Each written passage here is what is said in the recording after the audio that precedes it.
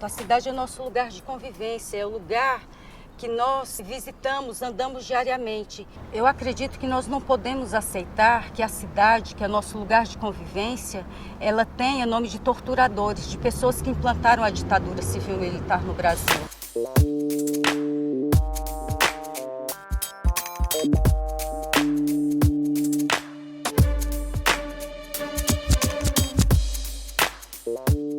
O Maluf fez uma ligação da empresa dele, que ficava aqui atrás, a Eucatex, com a região onde ele mora. Que é a maior obra em concreto armado de toda a América Latina. É uma via elevada que parte da Praça Roosevelt e chega até o Largo Padre Péricles, na Avenida Francisco Matarazzo. Minhocão foi uma obra feita na época da ditadura, uma obra que não teve participação popular, uma obra que danificou bairros da cidade de São Paulo. Você vê que realmente foi uma coisa que chegou na região sem consultar a população, sem ver qual que era a real demanda ali, totalmente violenta, e você vê as consequências disso até hoje. O elevado sempre me incomodou. Eu acho que desvaloriza muito o bairro, além da desvalorização, a poluição é muito grande. Não só a degradação urbanística da cidade, como também homenageando um criminoso. Não sei quem foi. Quem foi Costa e Silva? Pelo que eu sei, foi um presidente durante o período da ditadura militar aqui no Brasil. Costa e Silva foi o segundo presidente da ditadura militar, era um militar. É o cara que fez o ato institucional número 5, que praticamente decretou guerra do exército contra o próprio povo. É o vosso chefe supremo de direito e de fato, e que não abrirá mão dessa honrosa prerrogativa. Que criou um aparato repressivo muito forte. E ele faz o país ter um estado de guerra, que é o chamado AI-5, em que civis passam a ser julgados por tribunais de guerra, tribunais militares de guerra. É coisa do Costa e Silva. Como é coisa do Costa e Silva, o endividamento que começa a acontecer do país a partir do governo dele. Ele realmente deu vazão às maiores violações de direitos humanos que aconteceram nesse país, e é um problema para a cidade a gente ter uma via expressa tão importante com este nome do presidente Arthur Costa e Silva. Esse é o cara que é homenageado com o nome dele, batizando uma obra que degradou a cidade de São Paulo nessa região aqui. Minhocão é um nome popular, dado pela população, não um nome dado pelos que tinham o poder. Eu acho que deveria manter o nome General Costa e Silva, porque lembra a época dos militares, em que o Brasil tinha um pouco mais de ordem. E eu sou totalmente a favor que ele mude de nome, eu acho detestável esse nome Costa e Silva. Seria melhor trocar o nome, já que isso lembra a ditadura, a década de 60, seria melhor se fosse trocado mesmo o nome. Vai celebrar aos perpetradores de graves violações de direitos humanos, vai celebrar aqueles que são assassinos, ou nós vamos celebrar aqueles que resistiram, vamos celebrar aqueles que lutaram contra o Estado repressor?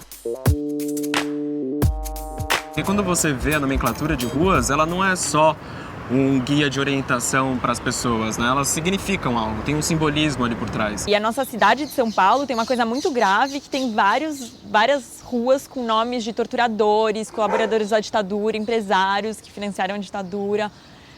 Os generais presidentes são o nome das rodovias, rodovia Castelo Branco. Você tem a rua Sérgio Fleury, que era um assassino, chefe do Esquadrão da Morte, o general N. Pimentel Silveira, que era o chefe dos matadores do DOI-CODE, que era conhecido pelos próprios torturadores como Nazistinha.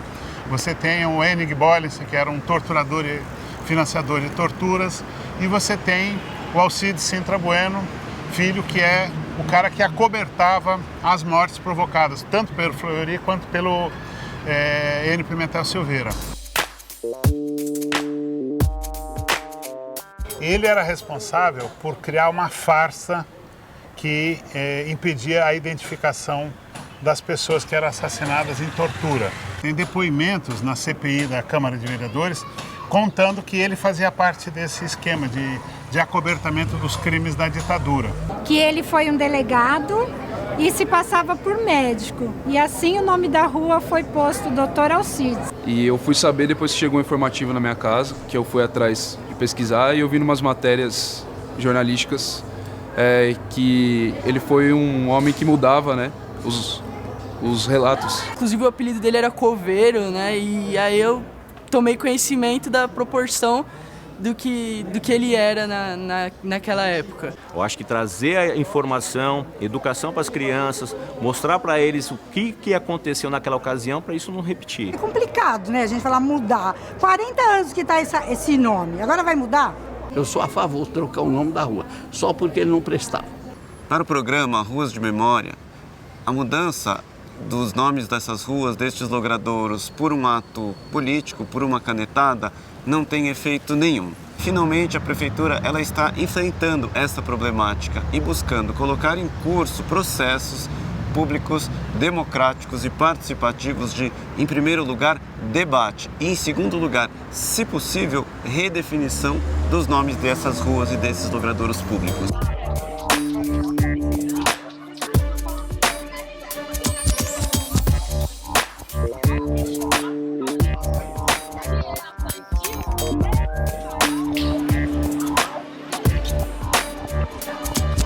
O que eu acho muito interessante desse processo é de que é uma oportunidade da sociedade entender por que estamos alterando nomes. Então essa substituição, ela vai trazer um espaço mais humano para a cidade. Há espaços ainda em que é preciso vencer a ditadura. Eu acho que é uma questão de memória, né? Então a gente tem que apelar para os nossos melhores arquivos de memória e não os nossos piores arquivos de memória.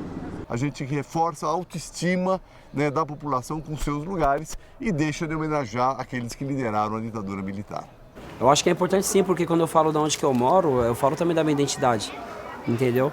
E se eu falar, eu moro na rua de um torturador, vai ser diferente de eu falar assim, eu moro numa rua que minha comunidade escolheu.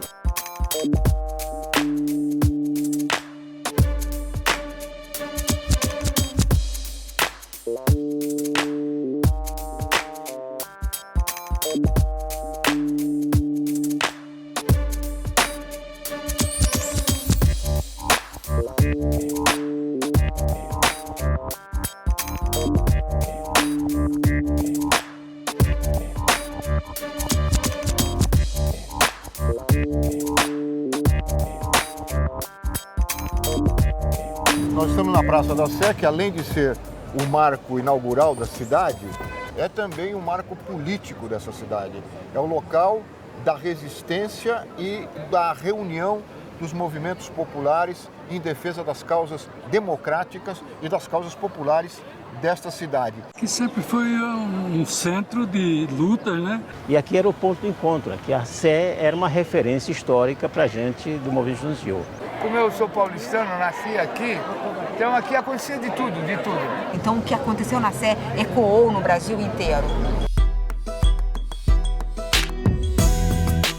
Em 68, ela foi uma praça de incontáveis passeatas estudantis. E aqui na Praça da Sé, nós fazíamos manifestações. Reivindicando e já lutando pelo fim da ditadura. Isso em 1968. Nós éramos responsáveis por impedir que a cavalaria avançasse em cima do pessoal que estava nas passeatas. A cavalaria chegava por aqui e a gente saía correndo em direção à Rua São João, a Ipiranga, para dispersar, para os estudantes se dispersarem e dificultar a repressão policial.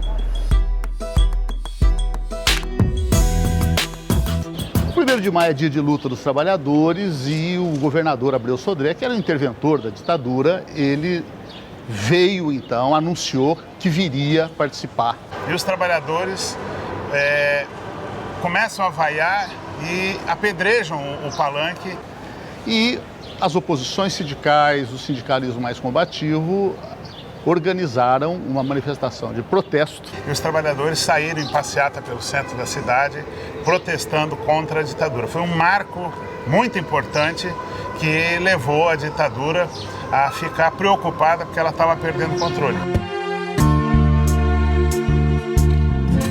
Em março de 73, precisamente no dia 17, o DOI-CODE prendeu, não se sabe exatamente onde, como, um estudante de 4º ano da Geologia da USP, Alexandre Vanucchi Leme, meu primo. E ele era um líder estudantil muito querido na geologia e uma pessoa ali das discussões diárias. Excelente aluno, brilhante. E as notícias que apareceram em jornal, plantadas pelo DOI-CODE nos dias seguintes, foram de que ele tinha sido atropelado quando tentou a fuga e que ele era um perigoso terrorista ligado à luta armada.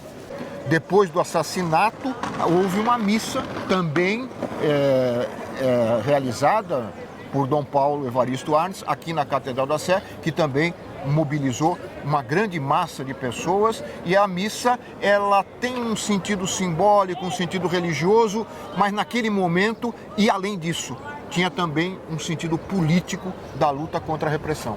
A missa teve uma repercussão tão grande, tão grande, tão grande, que Brasília, o Brasil inteiro parou. Houve uma rememoração histórica aqui com os 40 anos do assassinato de Vladimir Herzog e recordando também aquela missa histórica concelebrada por Dom Paulo Evaristo Arnes, pelo rabino Henry Sobel e pelo meu companheiro no projeto Brasil Nunca Mais, o reverendo Jaime Wright. A missa foi fundamental. Nós tínhamos aqui 8.000, 9.000 pessoas, cheíssimo. E podia estar com muito mais. É que a cidade foi fechada uma certa hora, bloqueada. O gás já estava aqui, o policiamento estava aqui. Nesses prédios aqui em volta, tinham agentes do DOPS e do DOI-CODE, filmando, fotografando, e atiradores de elite. O povo veio dizer não, chega, né? Chega, basta. As pessoas vieram pacificamente, em paz, uma coisa que meu pai sempre quis, a questão da paz, e foram embora silenciosamente, em paz. Isso destruiu a ditadura. Então isso foi assim um recado mais forte que a sociedade deu e foi daqui da Sé para o Brasil inteiro e para a ditadura que a partir dali não era possível mais continuar. Lotamos a Praça da Sé e houve um ato ecumênico muito bonito que hoje foi recordado aqui 40 anos depois. Não tenho para o ouvido somente o rumor do vento. Tenho gemidos e preces rompantes e contratempo. Olerê, oloró, olerê, lará.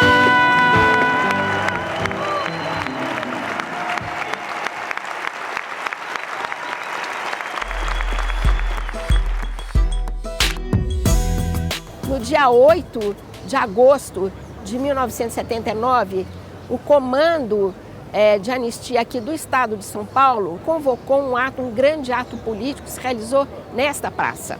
A Anistia queria que o quê? A saída de todos os presos políticos da cadeia, a volta de todos os exilados, a volta dos banidos e, principalmente, nós queríamos o fim da Lei de Segurança Nacional, o desmantelamento do aparato repressivo que torturava, que matava. Por quê? Porque nós tínhamos tomado conhecimento do projeto que tinha sido escrito no parlamento, né? E que era um projeto que não contemplava as demandas da anistia. É a primeira grande manifestação debaixo da ditadura mais feroz, em que essa catedral foi lotada e as pessoas fizeram uma manifestação exigindo o fim das torturas e o fim da própria ditadura. Em setembro de 1979, 2 ou 3 meses depois da anistia, há uma greve, o Santo está dirigindo essa greve, fazendo um piquete, e a polícia militar destaca ele e mata ele a tiros. E de fato houve um velório a noite inteira na Igreja da Consolação e depois uma passeata com o seu corpo até a Catedral da Sé. Entramos na catedral com o corpo dele e o Dom Paulo Evaristo Arens fez a missa de corpo presente para o companheiro Santo Dias da Silva, uma referência operária até os dias de hoje. Dom Paulo sempre foi aquele batalhador que dava cobertura às pessoas perseguidas, aquelas pessoas que precisavam de ajuda da igreja. Esta praça talvez um dia venha a se chamar Praça da Sé Dom Paulo Evaristo Arens. Aqui é o local da resistência de Dom Paulo à ditadura militar. O Comício pelas Diretas já reuniu milhares de pessoas nessa praça e, curiosamente, ele foi retratado pela mídia, particularmente pela Rede Globo, porque foi no dia 25 de janeiro, como se fosse uma grande manifestação de comemoração do aniversário da cidade de São Paulo, quando na verdade não era isso. Eu me lembro que foi extraordinária essa praça, cheia, absolutamente cheia, das pessoas, de operários, de estudantes, de dona de casa. Isso aqui era um mar de gente, isso aqui era inacreditável, assim, e a gente não achava que vinha tanta gente. Então eu tentava andar, me exprimia, e quanto mais me exprimia, mais eu gostava, porque era a sensação de ter mais gente, mais gente, mais gente. Ninguém sabe, aquilo foi lindo, aquilo foi lindo. Deste ato aqui na Praça da Sé, se desencadeou um movimento nacional pelas Diretas já, chegando a milhares, centenas de milhares de pessoas no Rio de Janeiro, em outros comícios, quando aí a mídia e a própria Rede Globo não puderam esconder mais.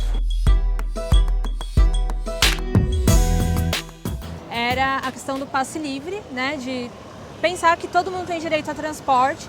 O resultado dessa luta também foi o passe livre para os estudantes, né, os estudantes hoje, escolas públicas, fiéis, bolsistas, direito a ter transporte gratuito, né? A gente saiu daqui e deu uma volta pelo centro mesmo, relembrando a importância histórica do centro, né? Um espaço que a gente quer ocupar e se fazer presente aqui na praça para apresentar para o povo a nossa luta, o que a gente está lutando.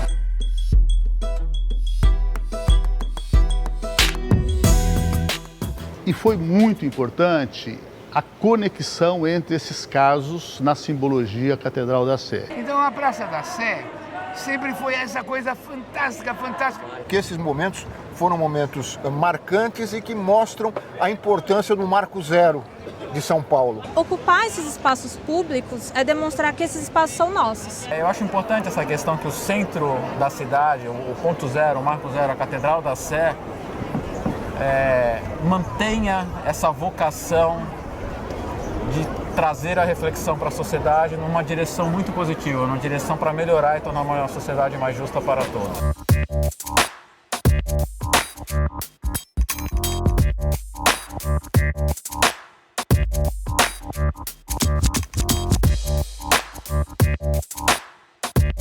São Paulo tinha um centro onde estavam todas as faculdades, as livrarias, os teatros, os equipamentos cinemas, culturais todos.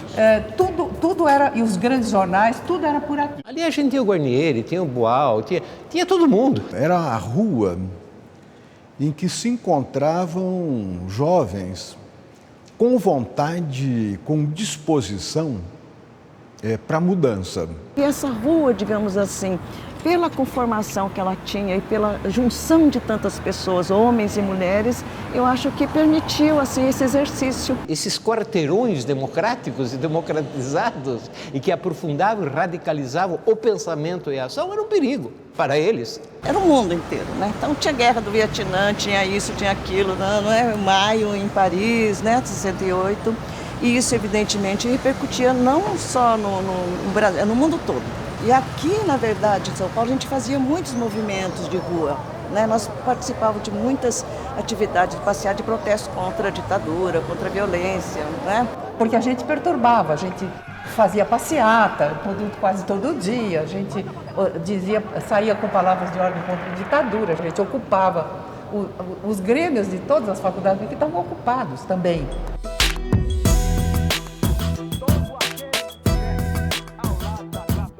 organização do movimento estudantil começou inicialmente na luta contra o acordo que o MEC fez com a USAID dos Estados Unidos para adequar o ensino brasileiro às orientações da USAID.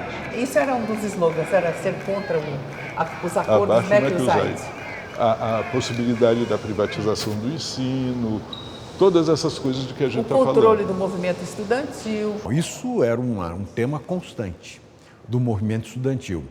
A oposição ao MEC-USAID, a reforma MEC-USAID. E eu acho que tem uma coisa muito importante, que o acordo MEC-USAID, mas não com essa denominação, ele foi instalado a partir de 1970. Em 1970 houve, de fato, a reforma universitária nos moldes do acordo MEC-USAID. O prédio da Maria Antônia tinha se tornado o centro da luta do movimento estudantil em 68. Por isso, toda essa vontade da direita de calar a Maria Antônia. Pelo que eu tenho conhecimento, foi a Batalha da Maria Antônia, né? Houve um enfrentamento dos antigos alunos da filosofia da USP e alguns alunos do Mackenzie. E era uma briga, assim, daquela história da Guerra Fria, que dividia o mundo, né? Justamente porque naquela época rolava essa treta, digamos, comunista, não comunista, tá? O Mackenzie, eu acredito que ele era um pouco mais conservador e a USP um pouco mais liberal, e aí deu esse embate. E no dia da Batalha da Maria Antônia, foram 2 dias, né? Eu estava dando aula. Eu evacuei meus alunos, porque eu conhecia as saídas do prédio, né? Levei todos os meus alunos, fiquei na porta, despedi o último e voltei para a briga. Aquele dia foi a culminação de um processo de radicalização, porque o pessoal do Mackenzie, que vinha já fazendo provocações contra a filosofia há muito tempo, tentou invadir. Então, os estudantes lá do CRUSP, nós viemos todos para cá, quer dizer, todos, quando eu digo assim, um contingente muito grande, porque muitos estudantes participavam. E era um campo de guerra.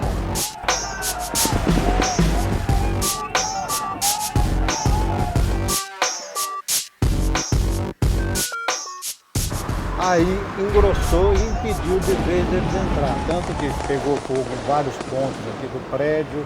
Eu me lembro que era um murão, assim, e de lá vinham tiros.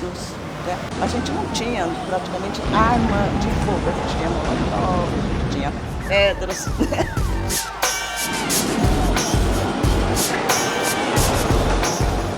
Do outro lado, armas. Havia armas que não eram do Mackenzie. O Mackenzie não é uma escola militar. Havia armas que pertenciam ao Estado. E não eram todos estudantes do Mackenzie. Era uma parte. E gente de fora. O Mackenzie já era controlado pela direita. Era um problema sério. Mas nós tínhamos, dentro do Mackenzie, vários núcleos de esquerda. Muitos estudantes do Mackenzie participaram da defesa da filosofia e não do ataque.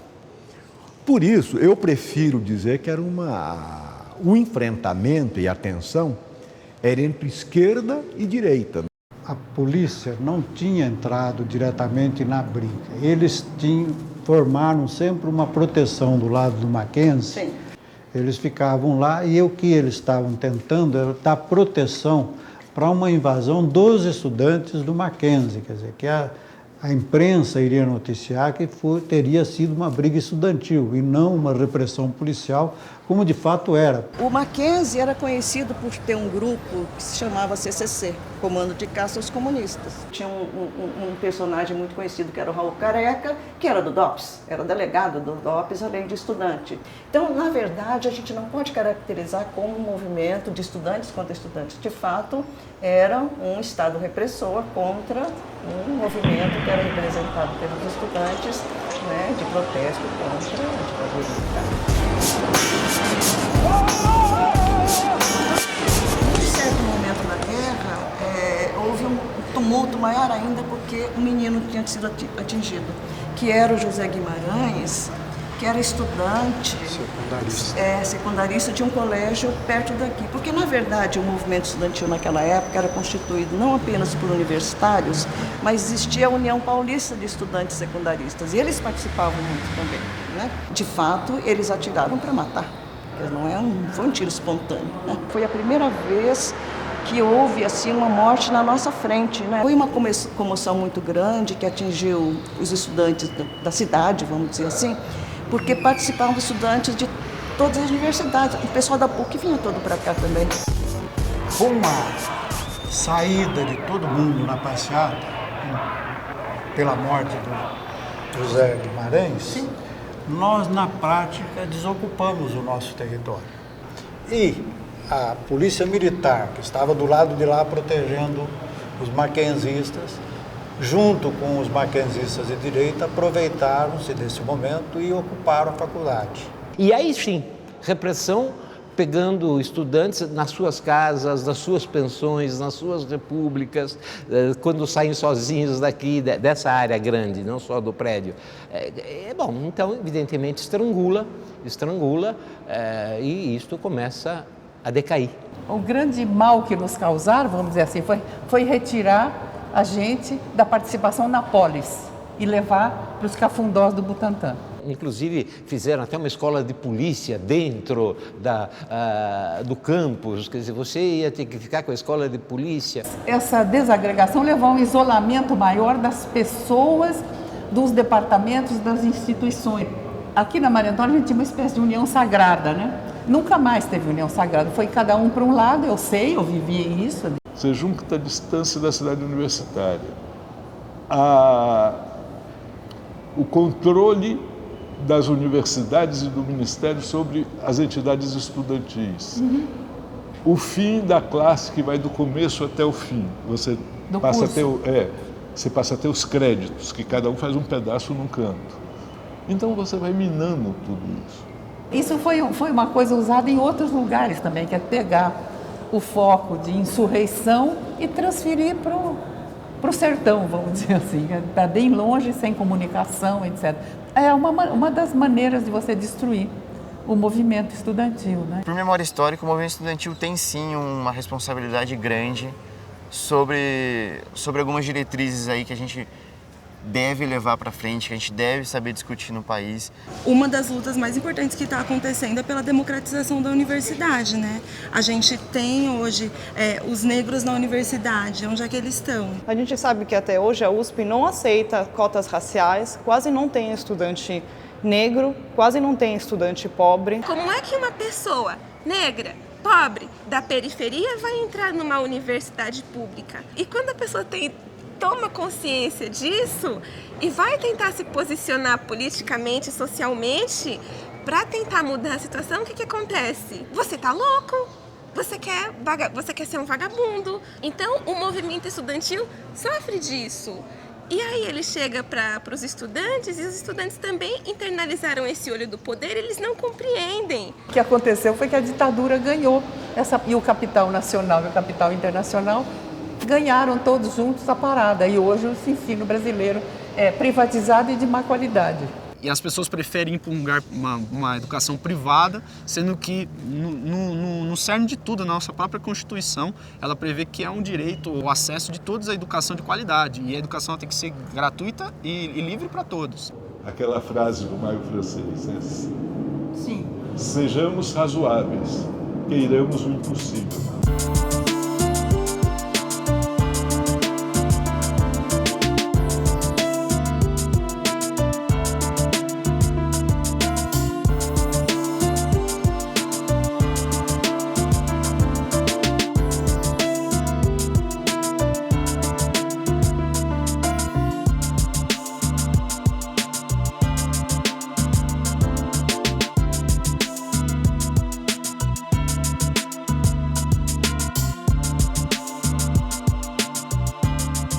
Isso aqui era a entrada da delegacia, que era só uma fachada do prédio do DOI-CODE, da OBAN.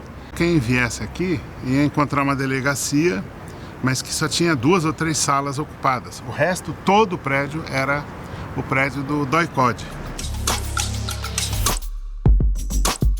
Salas de tortura eram esses 2 vitrôs aqui. E tinha um pedaço mais para cá também. E o que separava era só isso. Então as pessoas ouviam os gritos do lado de fora, né? Não era uma coisa escondida, era aberta, era para terrorizar a população mesmo, né? Eu fui torturada dentro da 36ª delegacia, na parte dos fundos, que tinha essas 3 salas de tortura, salas de tortura.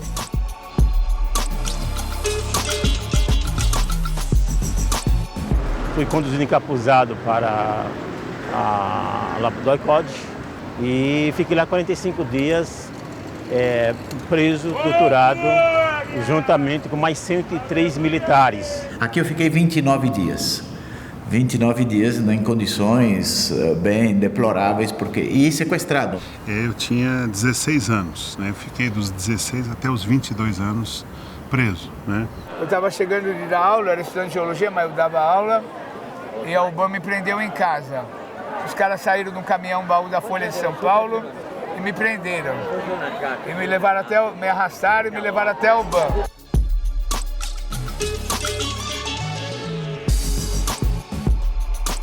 Então é um lugar realmente que a gente lembra com muito sofrimento tudo o que aconteceu aqui, os companheiros que eram torturados, as torturas na gente, né? Terrível, as lembranças que eu tenho dali é terrível. A primeira frase que eles diziam aqui é: aqui o filho chora e a mãe não vê.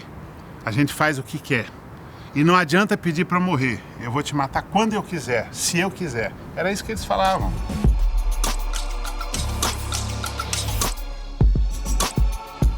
Aqui era o centro de tortura e assassinato de opositores políticos à ditadura. Todos, né, passaram por aqui, todos foram torturados. Estudante, dona de casa, policiais mesmo que foram presos. Então, assim, a desculpa que estavam torturando e matando quem era de luta armada é mentira. Qualquer pensamento contrário à ditadura era considerado um crime previsto na Lei de Segurança Nacional e passível de morte. A cadeia de comando começa lá com o ditador que está sentado, ocupando o cargo de presidente da República. Não se pode dizer que o presidente não sabia, porque o presidente, que era antes diretor do SNI, sabia perfeitamente, era copiado em todas as comunicações desse órgão e de órgãos similares em outros estados. Então o governador do estado participou da criação da UBAN, que era o Abreu Sodré, o secretário de Segurança, que era o Eli Lopes Meirelles, o comandante do 2º Exército, o comandante da PM, e muitos empresários participaram da criação da UBAN, que era ilegal, não existia legalmente, mas era pública. É conhecido hoje a atuação do ex-ministro Delfim Neto, recolhendo contribuições, e de algumas personalidades do campo empresarial, como o Boylicin, o Grupo Ultra, como o Gastão Vidigal, que era o dono do banco, não existe mais, o Banco Mercantil. E essas empresas, ao dar a grana, tinham uma promiscuidade e recebiam as benesses da ditadura.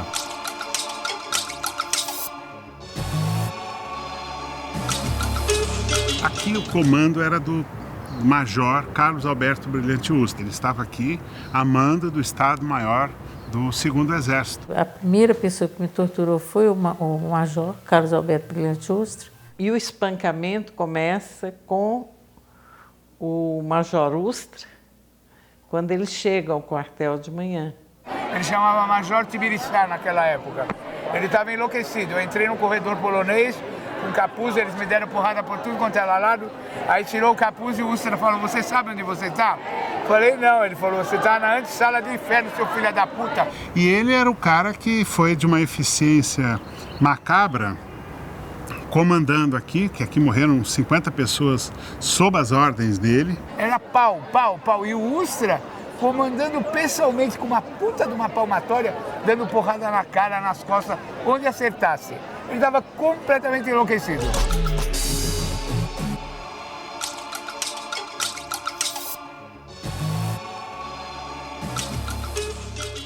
Aqui era o 2º andar, onde tinha as salas de tortura, né? Nesta salinha aqui, em frente à escada, era onde tinha a cadeira do dragão, que ficava virada para lá, havia uma divisória aqui, dividindo esse vitrô, e aqui separava da parte onde tinha o pau de arara. Né? Então, esse local é o local das torturas e de assassinatos.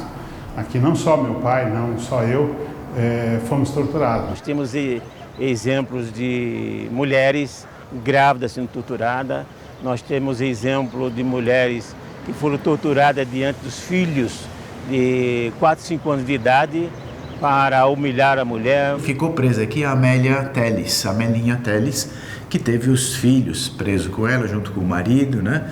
E depois os filhos vieram vê-la. Ele amarrava todos os fios na gente, todos que eram possíveis. Aqui eles colocavam os fios no ânus e na vagina, e eles ficavam com um fio solto passando, assim, do seu corpo. No dia seguinte da minha prisão, foi presa a Crimeia, que é minha irmã, com os meus 2 filhos. Então, eu estava grávida, quase no 7º mês de gravidez, eu estava na casa da minha irmã, quando ela foi presa. Estava eu e os meus 2 sobrinhos, que tinham 4 e 5 anos. O sentimento assim, maior de indignação, de injustiça, ele fazia isso, levar meus filhos ali na sala de tortura, quer dizer, querendo usar meus filhos como mais um instrumento de tortura.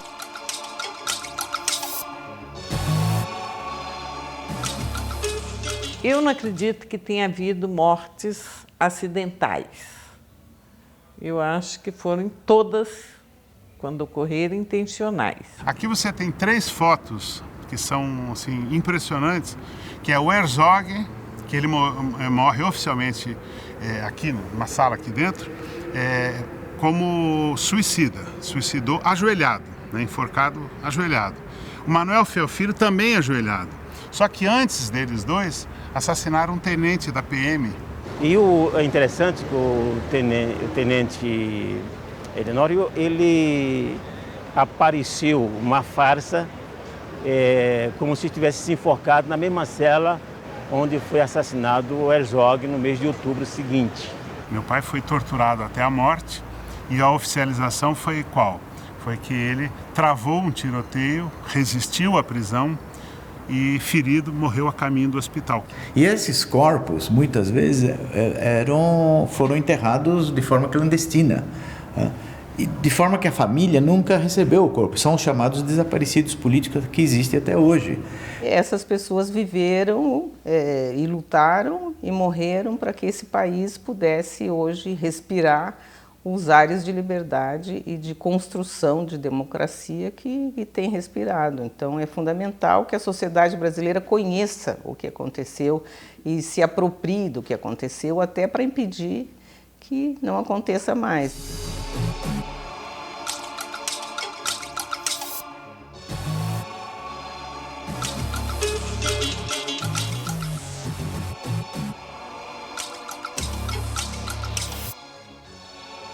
Esse local aqui, ele talvez seja, no Brasil, o primeiro ou segundo lugar mais importante a ser preservado como um símbolo do que aconteceu no país durante esses 21 anos da ditadura. E aqui deve ser um lugar de memória e de consciência para que as novas gerações possam aprender e conhecer esses lugares. Foi muito importante essa iniciativa dos interessados, né, de solicitarem que o Estado reconhecesse esse como um lugar de importância histórica e, portanto, patrimônio cultural do Estado de São Paulo, né, mas também foi importante que o Conselho, né, o CONDEFAT, também entendesse que esse é um lugar de valor que precisa ser preservado. Esse prédio precisa se converter num memorial, num lugar de educação para as gerações mais jovens, para mostrar a eles o que aconteceu nesse lugar. A história do que aconteceu aqui é a história que esses edifícios nos contam que vale para o tombamento, né? A resolução de tombamento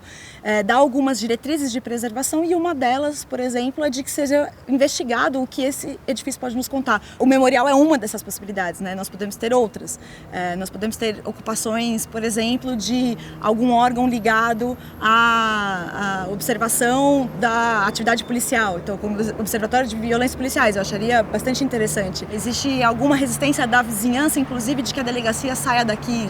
É uma delegacia que está aqui há mais de 50 anos, então existe um receio de que esse espaço seja desocupado por uma delegacia e a região fique sem lugar para prestar a segurança. Acho que essa tem que ser uma decisão coletiva e discutida socialmente com todos os envolvidos, né?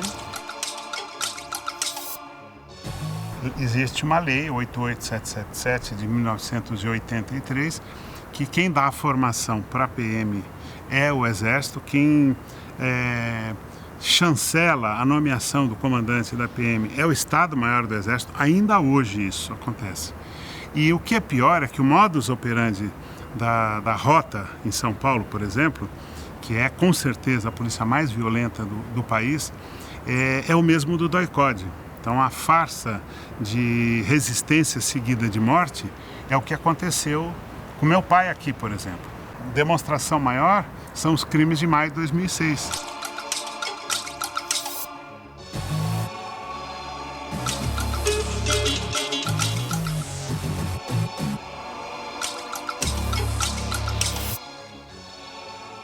Em maio de 2006, após o assassinato do meu filho e de mais de 600 jovens, no espaço muito curto, no espaço de uma semana, houve uma chacina assim na Grande São Paulo. Foi uma retaliação por parte do braço armado do Estado contra a periferia e contra a favela. A maioria jovens do sexo masculino, de cor parda, e a gente vê que é uma cultura de extermínio da pobreza. Rafael Vitor, ele foi assassinado. Alguns policiais se depararam com ele e achou que deveria matar, né? E matou. Deram um tiro na coxa dele, que foi o que derrubou ele. E eles foram e deram mais 2 tiros no peito do menino. Perdi minha filha, Ana Paula. Ela estava grávida de 9 meses e 1 semana. E ela foi para uma padaria próxima à nossa casa. 10 minutos pós, ela já estava morta. Ela, o marido e a criança. Houve uma escola que foi que evoluiu na época da ditadura militar de como matar e desaparecer sem deixar rastro, e é hoje utilizada contra os pobres, marginalizados do país. O desaparecimento é uma prática policial que foi amplamente utilizada na ditadura, continua sendo usada. E eles têm essa certeza da impunidade, e essa certeza de impunidade é uma decorrência da impunidade do período da ditadura. A violência à segurança pública de hoje, ela não é de hoje, ela sempre existiu. O estado de São Paulo é um dos lugares do mundo onde a polícia mais mata e mais é assassinada. É a herança daquela polícia ainda, é a continuidade, porque mexeram com tudo, menos com a polícia. O Estado que deveria proteger o cidadão contra eventuais criminosos passa a ser o próprio Estado criminoso. Sempre que o Estado perseguir os seus cidadãos de modo sistemático e violento, né, torturando, matando, desaparecendo, com violência sexual, ou seja, a violência em geral, esses crimes são considerados imprescritíveis e não passíveis de anistia. Isso é do direito internacional desde a Segunda Guerra Mundial. Isso virou parte do que a gente chama de costume internacional, que são normas que são obrigatórias para todos os estados. O policial, ele tem que lembrar que ele tem que ser querido e respeitado. Tem que ser aquele policial amigo sempre do cidadão, principalmente do cidadão periférico. Quando nós chegarmos nesse nível, nós vamos diminuir demais a letalidade policial aqui no Brasil. Eu não digo só em São Paulo, no Brasil.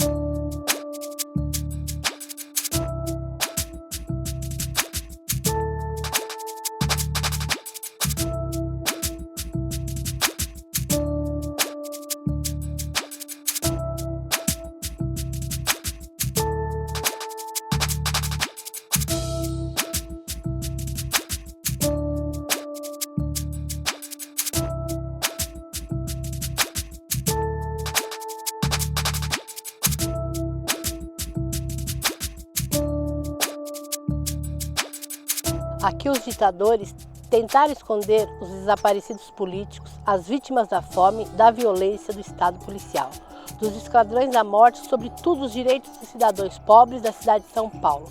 Fica registrado que os crimes contra a liberdade serão sempre descobertos. Esse aqui é o cemitério Dom Bosco, em Perus. É o cemitério que foi criado pelo prefeito Paulo Maluf para enterrar os chamados indigentes da cidade de São Paulo. No meio deles vinham esses indigentes que depois, futuramente, descobrimos que eram os militantes políticos desaparecidos. Que morreram em tortura ou morreram fuzilados na rua para fazer a oficialização da morte enterrando aqui. Enterrado em geral com nomes trocados e nomes falsos para esconder das famílias. Aqui é o símbolo das maiores brutalidades praticadas pela ditadura. A partir de uma determinada época, quando a ditadura começa realmente a matar seletivamente, né, e a desaparecer com os corpos, a gente não tinha a mínima ideia para onde esses corpos tinham sido levados. Aqui estão sepultados não somente ex-prisioneiros políticos, mas também pessoas que foram sepultados como indigentes. O que significa a palavra indigente? Significa que a pessoa não é gente. E dessa maneira foram tratados não somente os prisioneiros políticos, mas também pessoas pobres. Na época da epidemia da meningite, em que era proibido a imprensa publicar, foram sepultadas aqui várias pessoas vítimas de meningite, de forma clandestina. Existe, né, uma possibilidade de meu pai estar aqui, né? Que ele é um cidadão comum, ele não é que eu desconheço qualquer história de engajamento político. Que eu obtive uma informação de um funcionário da época, essa pessoa me falou que tinha aberto uma vala, né, para que colocasse todas essas ossadas que, no meu levantamento, nos registros de livro de óbitos, constou 1.500 ossadas. Só que depois de aberta a vala e apurada, realmente contadas 1.049. Foi marcado para o dia 4 de setembro de 1990 a abertura da vala.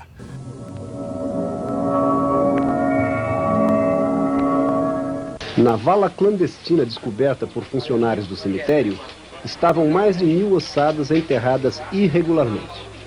Há indícios fortes de que os restos de vários militantes desaparecidos estejam entre elas. Foi oficializada a existência da vala.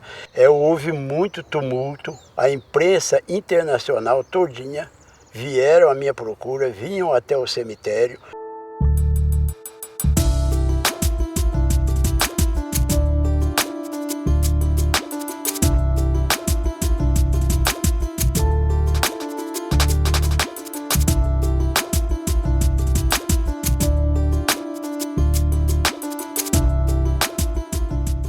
Tem uma figura que é muito importante nessa história, que é a prefeita Luiza Erundina. Ela criou dentro da prefeitura uma comissão sobre a vala de Perus. Pelo menos o governo municipal não vai abrir mão, né, dos resultados desses encaminhamentos. Temos que levá-los às últimas consequências, dure o tempo que durar, custe o que custar. Isso aqui é importante e isso aqui nos dá vontade e certeza dos resultados desse esforço, que não é só do governo municipal, mas é inclusive da sociedade, dos familiares, das entidades que lutam pelos direitos humanos em nossa cidade e em nosso país. É muito curioso aqui como nos vários níveis do Estado brasileiro houve essa soma de esforços para o desaparecimento, né? A repressão era sobretudo uma repressão praticada por um órgão federal que funcionou no DOI-CODE, que era o Exército que controlava, passava por um serviço estadual que era o Instituto Médico Legal, né, que ajudava nessa dissimulação, na criação de laudos falsos, e ia para o município que o enterrava, era a ponta.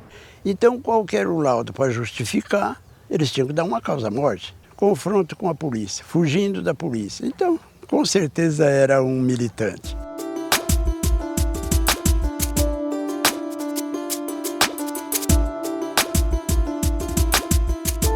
Em 1979, dentro das movimentações já da luta pela anistia,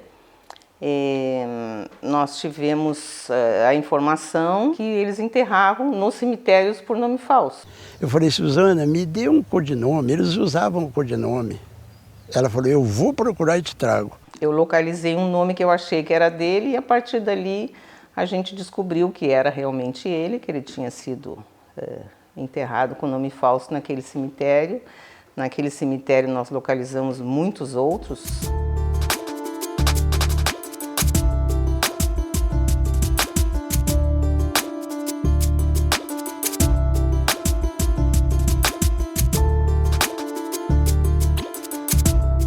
No primeiro momento, a Unicamp começou a fazer esse processo de identificação.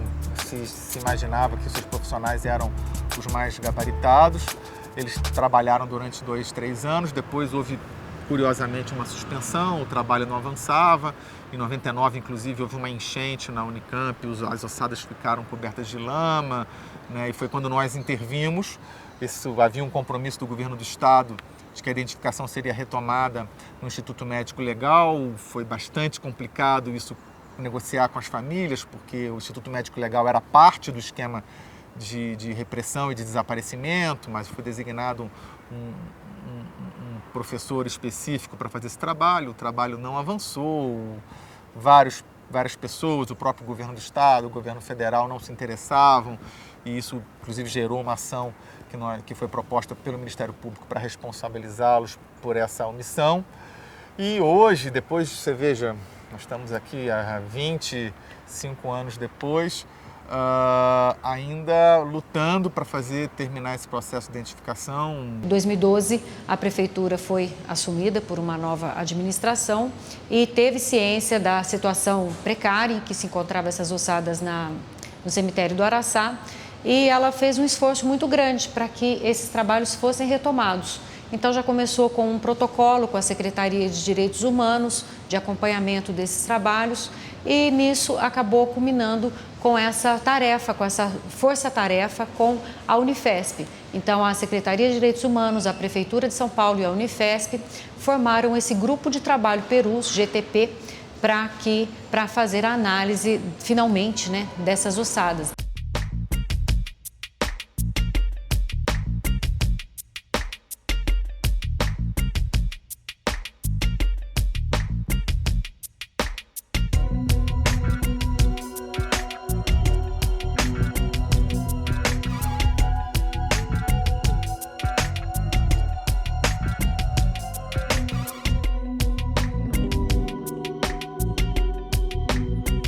A verdade é que a gente está vivendo um reconhecimento temático agora.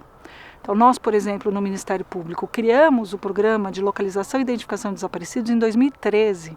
Em 2 anos, em menos de 6 meses, nós pudemos identificar uma falha enorme de olhar público para o tema.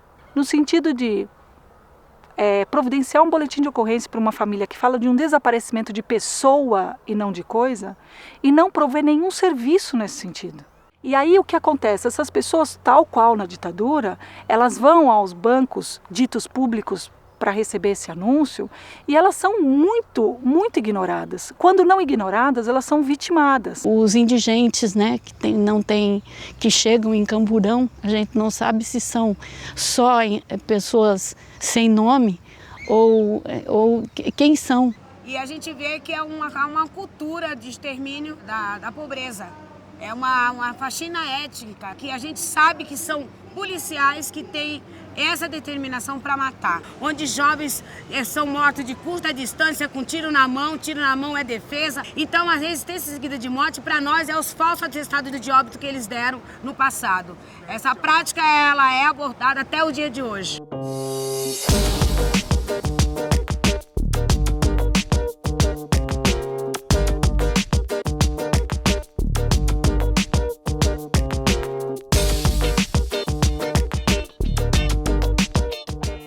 Foi proposto para contar a história de Perus através do grafite, dos desenhos. Até para trazer para essa nova geração de moradores do bairro um pouco o que é Perus. Além de fazer um painel para chamar a atenção do que é esse espaço, mas também mostrar a repressão do Estado de ontem e o que está acontecendo hoje, né? Quem sofre somos nós, jovens, preto, pobre da periferia, né? Isso vem como meio de denúncia para mostrar até mesmo para os moradores o que acontece. Além desses contextos históricos que tem, né? Através da ditadura, sabe? Que foi outro momento de resistência.